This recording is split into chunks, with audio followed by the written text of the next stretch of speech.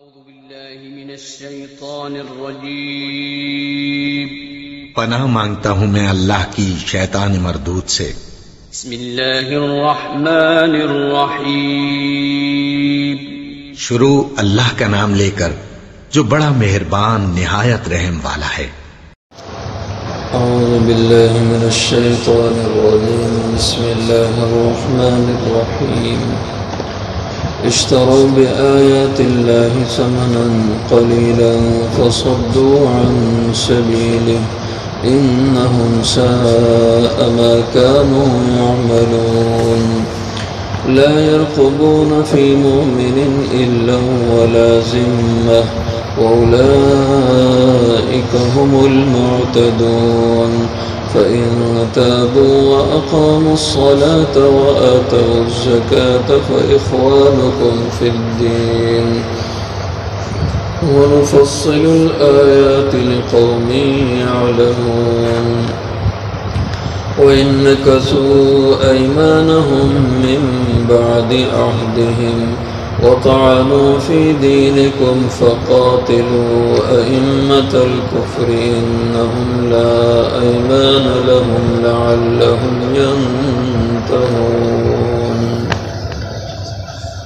اشتروا بآيات الله مول لی اللہ کی آیتوں کے بدلے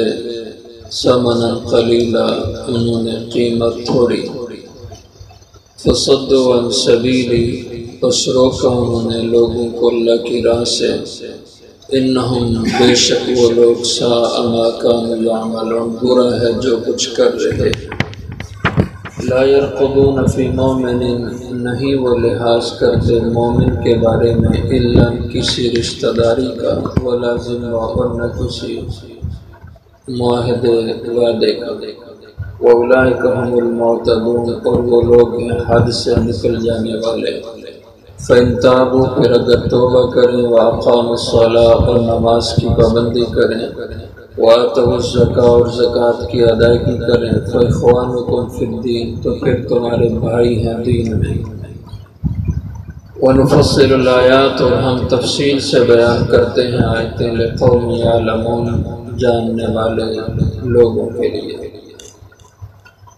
وَإِن نَكَثُوا أَيْمَانَهُمْ اور اگر وہ توڑ دیں اپنی قسموں کو اپنے وعدوں کو من بعد عہد بعد ان کے پختہ کرنے کے وَطَعَنُوا فِي دِينِكُمْ اور وہ طعن کریں تمہارے دین میں فَقَاتِلُوا أَئِمَّةَ الْكُفْرِ تو پھر تم لڑو کفر کے پیشواؤں سے اِنَّهُمْ لَا أَيْمَانَ لَهُمْ اس لیے کہ بے شک ان کا کوئی ایمان وعدہ نہیں لعلہم ینتہون تاکہ وہ باز آ جائیں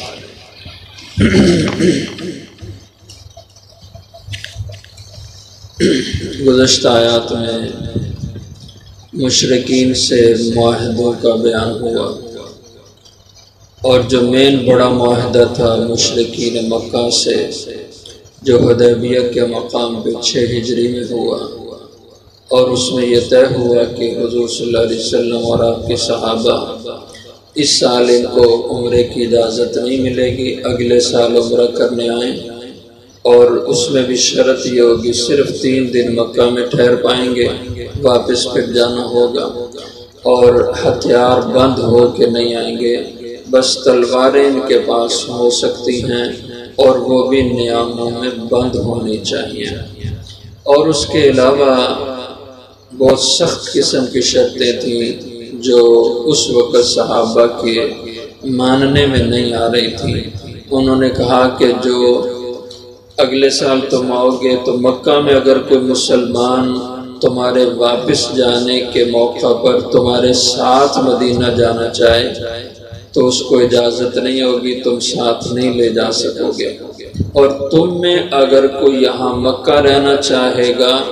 تم اس کو جہاں سے واپس نہیں لے جا سکو گے اس کو یہیں چھوڑنا ہوگا اور جو جہاں سے مسلمان مدینہ جائے گا تم اس کو پاس نہیں رکھ سکتے اس کو واپس ہماری طرف لوٹانا پڑے گا اور اگر تم میں سے کوئی مدینہ سے مکہ میں آ جائے ہمارے پاس تو تم اس کو واپس لے جانے کے مجاز نہیں ہوگے، وہ ہمارے پاس ہی رہے گا۔ یہ بہت سخت قسم کی شرائط ہے۔ بہرحال معاہدہ ہوا اور 1.5 سال بھی نہ گزرنے پایا تھا، انہوں نے خود ہی اس کی مخالفت کر دی، خلاف ورزی کر دی، اس معاہدے کو توڑ دیا۔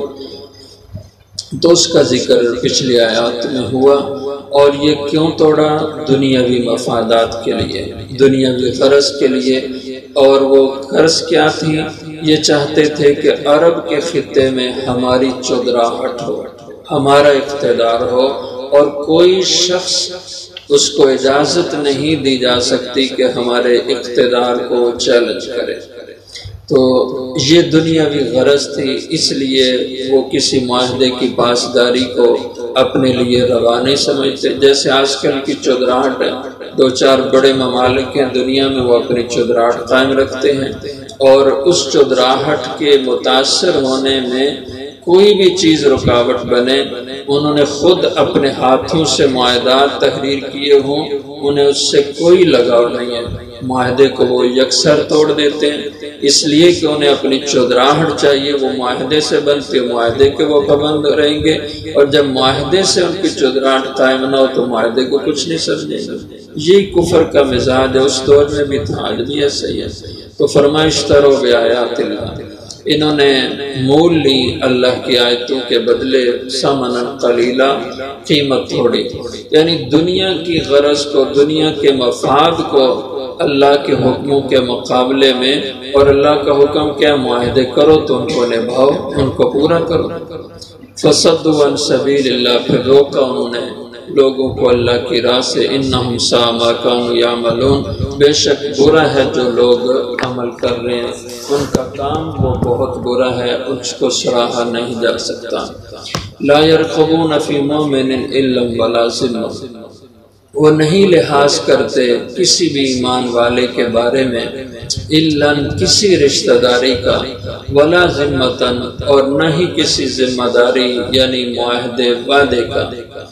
یہ ایک کفر کا مزاج اللہ نے بیان کیا کہ ایمان والوں کے بارے میں کفار یہ کسی رواداری کے قائل ہی نہیں ہے۔ وہ کافر ہو تو وہ کافر مسلمان کے ساتھ زیادتی نہ کرے، یہ نہیں ہو سکتا۔ وہ مسلمان کا کبھی بھی ہمدرد نہیں ہو سکتا۔ ہاں، مسلمان بھولا پن کا مظاہرہ کر کے کہے نہیں جی یہ تو ہمارے بھائی ہیں، ان سے ہماری دوستی ہے، ان سے تو ہمارے بڑے دیرینہ تعلقات ہیں، ہمارے ان سے معاہدات ہیں، ہمارے ان سے مفادات ہیں،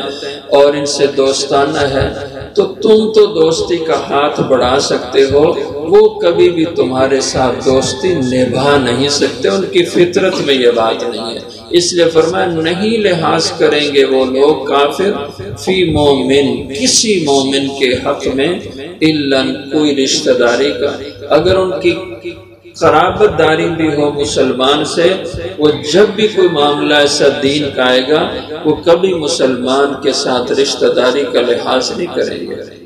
بلا ذمہ، نہ کسی وعدے معاہدے کا۔ وَأُولَٰئِكَ هُمُ الْمُعْتَدُونَ، اور وہ لوگ ہیں حد سے نکل جانے والے۔ فَإِن تَابُوا وَأَقَامُوا الصَّلَاةَ، ہاں اگر کوئی کفر سے توبہ کر لے،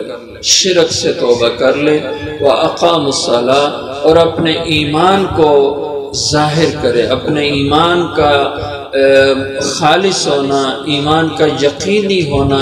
وہ تمہارے سامنے بتا دے۔ اور اس کے ایمان کا اظہار کیسے ہوگا؟ کہ وَأَقَامُوا الصَّلَاةَ، وہ نماز کی پابندی کرے، وَآتَوُا الزَّکَاةَ، اور زکوٰۃ کی ادائیگی کا اہتمام کرے۔ جب وہ یہ دو عمل کرے گا تو پھر تمہیں یقین کر لینا چاہیے کہ وہ مسلمان ہے، وہ ایمان والا ہے۔ اور اگر یہ نہیں کرتا تو پھر ظاہر ہے کہ تم اس کے ایمان پر اعتبار نہ بھی کرو تو تمہیں حق ہے، کیونکہ ایمان معتبر ان اعمال سے ہے، یہ عمل نہیں تو ایمان اس کا معتبر ہی نہیں ہے۔ جیسے اللہ جل شانہ نے دوسرے آیت میں فرمایا کہ یہ لوگ کہتے ہیں کہ ہم ایماندار ہیں، تو آپ ان سے کہو کہ تم یوں نہ کہو کہ ہم ایمان والے ہیں، ہاں یوں کہو کہ ہم نے کچھ ظاہری عمل تمہارے جیسے کر لیے، بس ظاہر تمہارے جیسا بنایا ہے لیکن حقیقت ایمان کی تمہارے دلوں میں نہیں اتری۔ ایمان کی حقیقت آ جائے تو پھر پورے جسم پہ ایمانیات کا ظہور ہو جاتا ہے، وجود اپنے عمل سے ایمان کو ظاہر کرتا ہے۔ تو اس سے معلوم ہوتا ہے کہ نماز یہ ایمان کی نشانی ہے، مسلمان ہونے کی علامت ہے نماز، جیسے حدیث میں بھی آتا ہے۔ آپ صلی اللہ علیہ وسلم نے فرمایا نماز ایمان اور کفر میں، اسلام اور شرک میں ایک حد فاصل ہے، حد امتیاز ہے۔ نماز کا پڑھنا، نماز کا ادا کرنا یہ ایمان اور اسلام کو ظاہر کرتا ہے، اور اس کا ترک کرنا یہ ایمان اور اسلام کی نفی کرتا ہے کہ اس شخص کا ایمان اسلام سے کوئی تعلق نہیں ہے جو نماز کی، زکوٰۃ کی پابندی نہیں کرتا۔ اس لیے فرمایا وہ توبہ کریں، نماز کی پابندی کریں، وآتوا الزکاۃ اور زکوٰۃ دیں، تو فإخوانکم فی الدین، اب تم انہیں سمجھو کہ تمہارے دین کے بھائی ہیں۔ جیسے تم ایمان والے ہو ایسے ہی ان کو اب مومن سمجھو، ایمان اور کلمے کے رشتے میں وہ تمہارے بھائی بن گئے ہیں۔ وَنُفَصِّلُ الْآيَاتِ لِقَوْمٍ يَعْلَمُونَ، اور ہم وضاحت سے بیان کرتے ہیں آیتوں کو، احکام دین کو، لِقَوْمٍ يَعْلَمُونَ، ایسی قوم کے لیے جو جانتی، یعنی جو شعور سوجھ بوجھ رکھتی ہو، ان کے لیے اس میں کافی سامان سمجھ کا موجود ہے۔ وَإِنَّكَثُوا أَيْمَانَهُمْ مِنْ بَعْدِ عَهْدِهِمْ، اور اگر وہ توڑ دیں اپنے ایمان کو، ایمان سے ایمان کا لفظ ہے، ایمان یہ یمین کی جمع ہے، اور ایک ہوتا ہے ایمان، اور وہ ایمان امن سے ہے جو ہم عام طور پہ بولتے ہیں ایمان مومن۔ یہ ایمان یہ زمین کی جمع ہے جس کے معنی قسم کے یا وعدے کے ہوتے ہیں۔ ان نکسوا ایمانہم، اگر وہ توڑ دیں اپنے وعدوں کو، اپنے معاہدوں کو، من بعد عہد، بعد ان کے پختہ عہد کر لینے کے، یعنی نقص عہد کریں، وطعنوا فی دینکم، اور تان کریں تمہارے دین میں، یعنی تمہارے جو دینی اقدار ہیں ان کی توہین کریں، ان کے اوپر طعن و تشنیع کریں، اور یہ ظاہر کفر کی علامت ہے۔ دین اسلام کے احکامات کا مذاق اڑانا، تمسخر، یہ کفر ہے۔ لیکن اللہ معاف کرے، افسوس کی بات ہے آج کا مسلمان مذاق اڑاتا ہے دین کا، دینی احکامات کا مذاق اڑاتا ہے، اور بہت سی ایسی چیزیں، مثالیں موجود ہیں کہ جو دینی چیزیں ان کا تمسخر اڑانے پر امت نے ایسے لوگوں کے ایمان کی نفی کی ہے۔ جیسے امام ابو یوسف رحم اللہ کے سامنے ایک کیس آیا، کیس یہ تھا کہ ایک شخص نے مونچھیں منڈوائی ہوئی تھی اس طرح سے، تو دوسرے نے اس کی مونچھوں کا مذاق اڑایا کہ یار یہ کیا تم نے اپنی شکل بنا رکھی، جیسے چہرے پہ تم نے پلیٹ فارم بنا کے رکھا ہے۔ یہ الفاظ اس نے مونچھوں کے کٹانے والے کو کہا کہ تم نے تو اپنے چہرے پہ پلیٹ فارم بنا رکھا۔ تو یہ کیس دائر ہو گیا امام ابو یوسف کی عدالت میں، یہ اس وقت کے چیف جسٹس تھے۔